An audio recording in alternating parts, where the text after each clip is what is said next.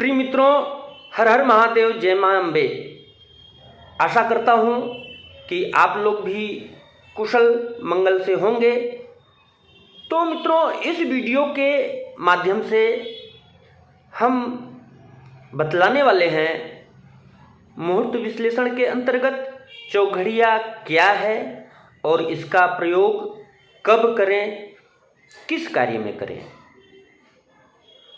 और इसका क्रम क्या है। आज के समय में चौघड़िया को लेकर के समाज में भ्रांतियां बनी हुई हैं, लेकिन विचार करने की आवश्यकता है।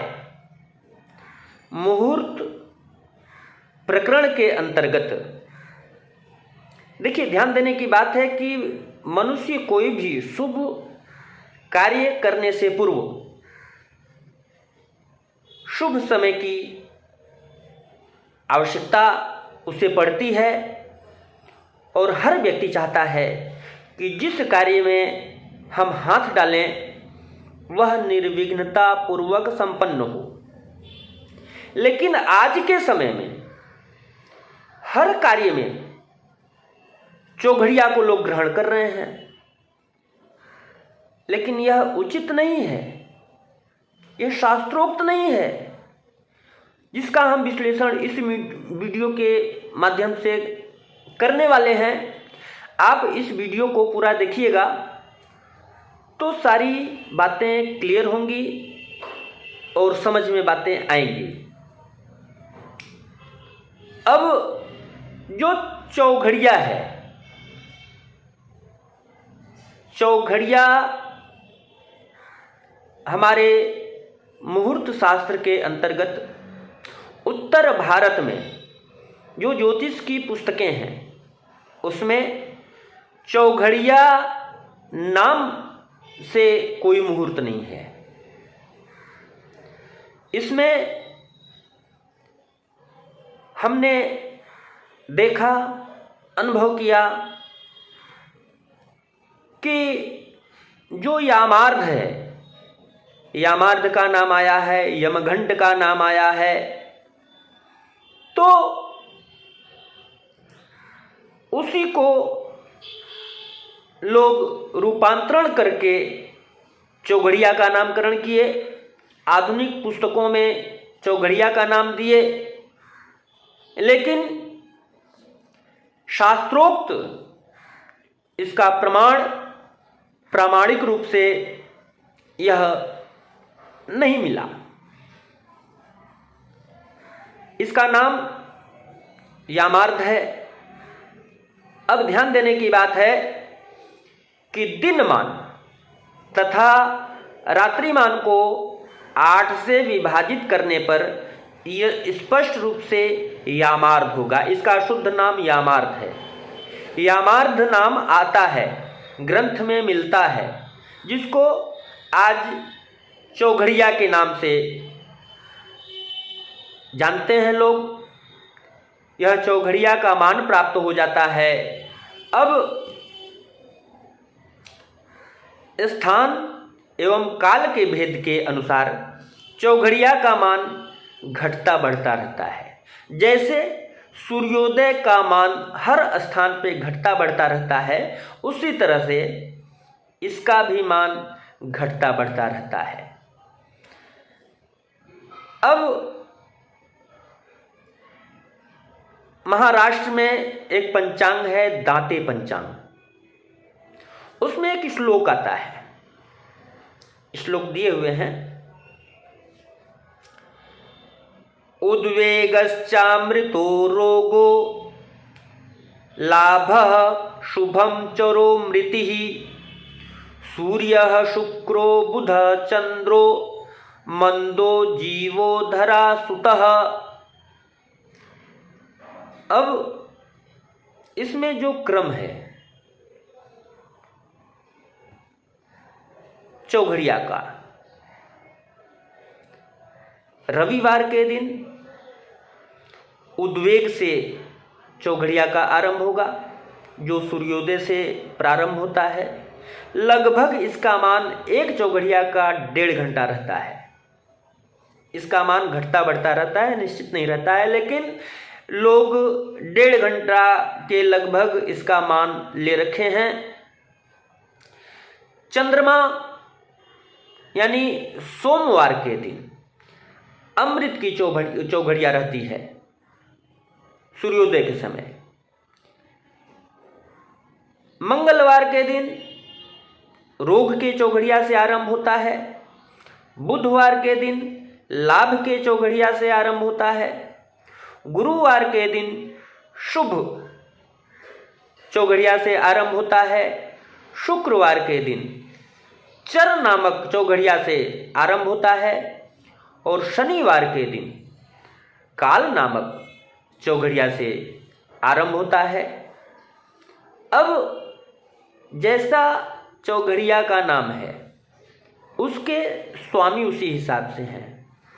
जैसे उद्वेग है तो उसके स्वामी सूर्य हैं, अमृत है तो उसके स्वामी चंद्रमा हैं, रोग है उसके स्वामी मंगल हैं, लाभ है उसके स्वामी बुध हैं, शुभ है उसके स्वामी गुरु हैं, चर है उसके स्वामी शुक्र हैं, काल है उसके स्वामी शनि हैं। जैसा कि हम गणना क्रम में बतलाए, यामार्थ स्वामी के अनुरूप ही इनका नामकरण हुआ है। जैसे सूर्य उद्वेग से, चंद्रमा अमृत से, मंगल रोग से, बुध लाभ से, गुरु शुभ से, शुक्र चर से, शनि काल से, ऐसा चौघड़िया का आरंभ होता है। अब यहाँ पे प्रश्न उठता है कि कौन सी चौघड़िया शुभ होती है, कौन सी चौघड़िया अशुभ होती है। अब जैसे उद्वेग है तो नाम से ही पता चलता है यह अशुभ होती है। चर है ये चलायमान है, जिसको चंचल भी बोलते हैं, तो यह जो है शुभ है।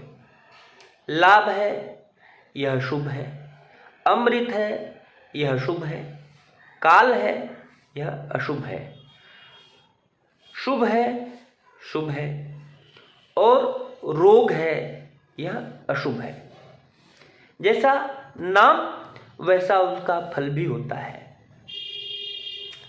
अब अमृत, जैसा कि चंद्रमा अमृत बरसाता है, तो अमृत चंद्र की चौघड़िया में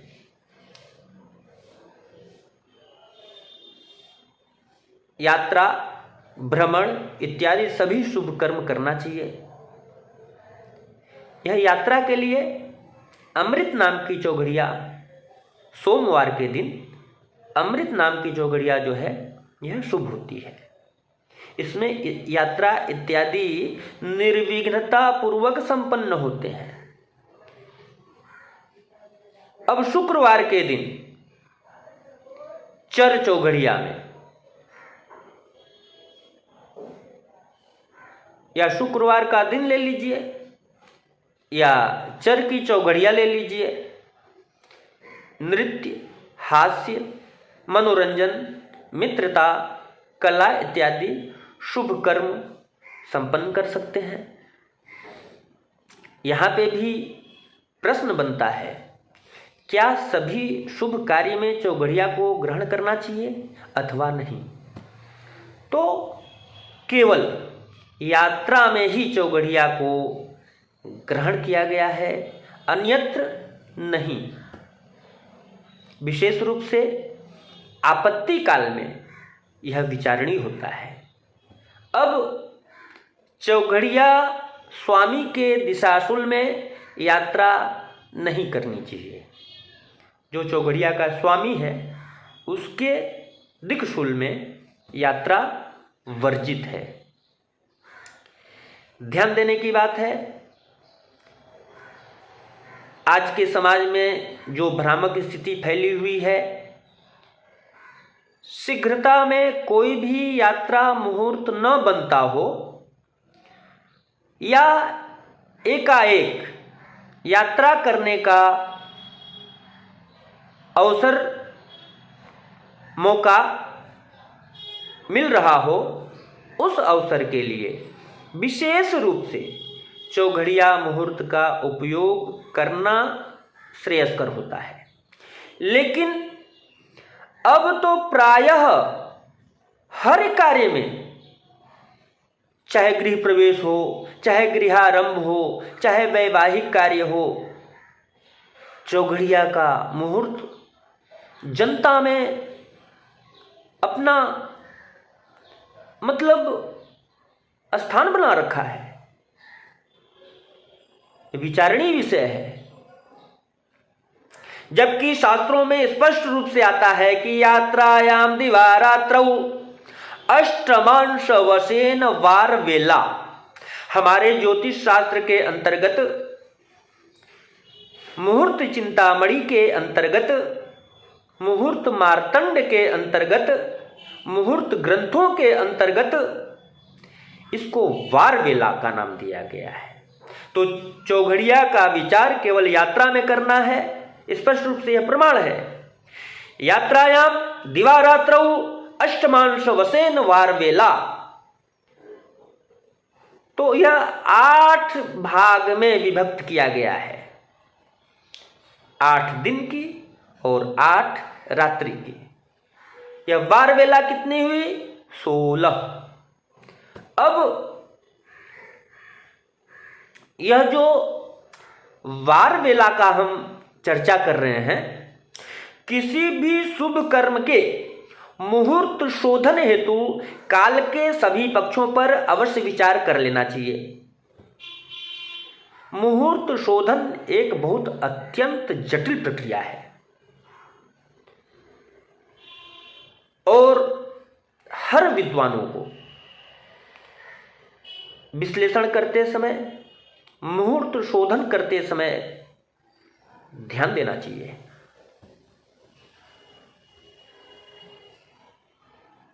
वाराणसी की बात करता हूं, जो काशी नरेश हुआ करते हैं, उनके यहां दैवज्ञ रहते थे, उनके ज्योतिषी अलग रहते थे। एक ग्रंथ है बृहद दैवज्ञ रंजन, आचार्य रामदीन जी के द्वारा वह लिखा गया है। वहां पे स्पष्ट रूप से मिलता है चौघड़िया के बारे में कि रविवार के दिन सबसे पहली चौघड़िया उद्वेग की होगी। उसका क्रम है, जैसे रविवार, सोमवार, मंगलवार, बुधवार, बृहस्पतिवार, शुक्रवार, शनिवार। तो सूर्य से लेकर के शनि तक वारों की जैसे गणना होती है, उसी तरह से चौघड़िया का गणना करते हैं। रविवार के दिन उद्वेग की चौघड़िया होती है, उसके बाद चर की होती है, लाभ की होती है, अमृत की होती है, काल की होती है, शुभ की होती है, रोग की होती है, उद्वेग की होती है। जिस चौघड़िया का आरंभ सूर्योदय काल में होगा,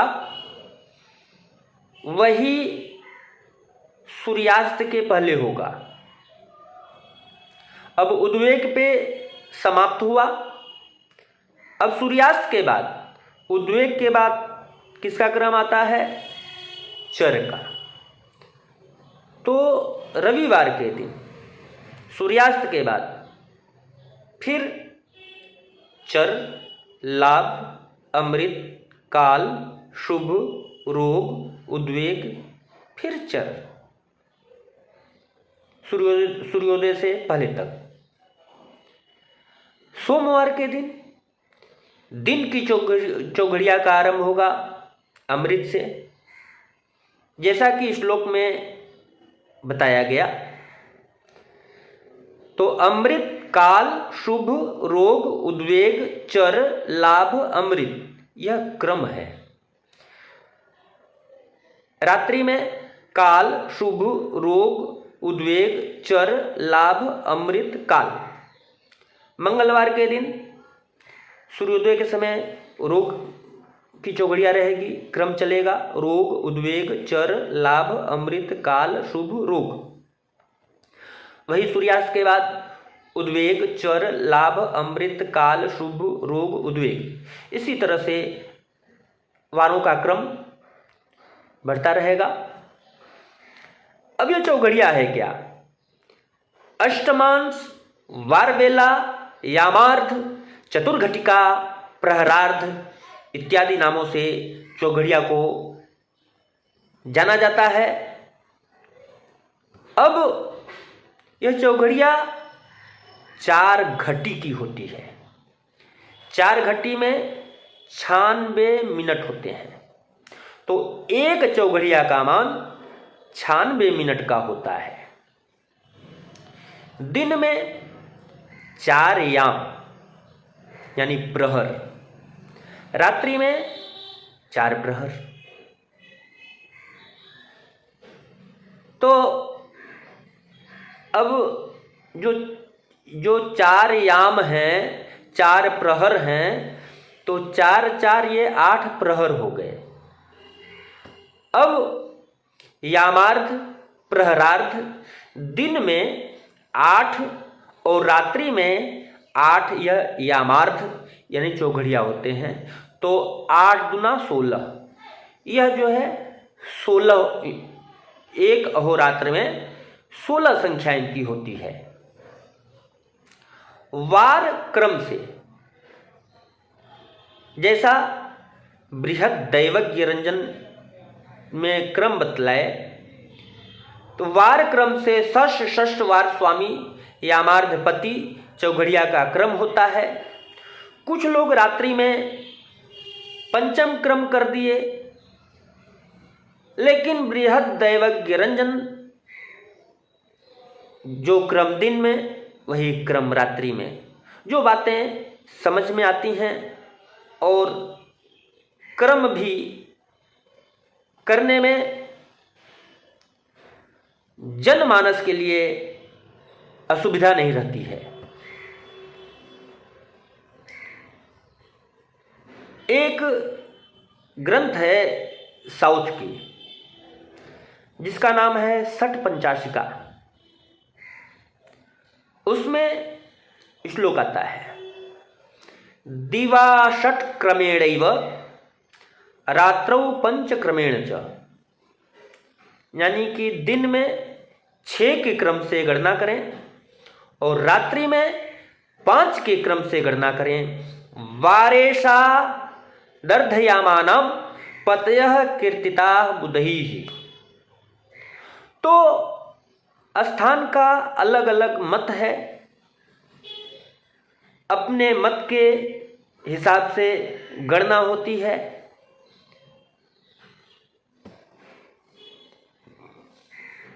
दिन की चौघड़िया हो, रात्रि की चौघड़िया हो,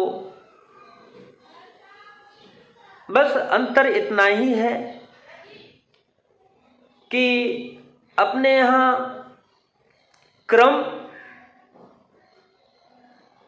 जो दिन का है वही रात्रि का है, लेकिन कुछ लोग रात्रि में 6 क्रम न लेकर के 5 क्रम लिए।